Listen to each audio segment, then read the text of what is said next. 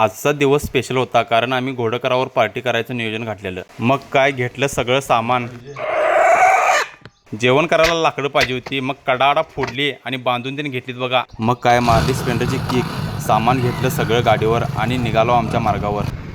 वातावरण पण एक नंबर झालतं आणि ही रस्त्याकडची हिरवीगार उंच झाडं बघून खतरनाक फील वालतं। त्यात आपले जिगरी यार सोबत होते त्यामुळे लईच भारी वाटालतं। मग काय वाढवलं गाडीचं स्पीड आणि गेलो बघा सनकत। मग काय पोचलो बघा एकदाच घोडकरावर। जाऊन बघतोय तर काय गर्दी ढीग होती, बरीच लोक लांब लांबनं आली होती। मग काय लागला बघा जेवणाच्या तयारीला।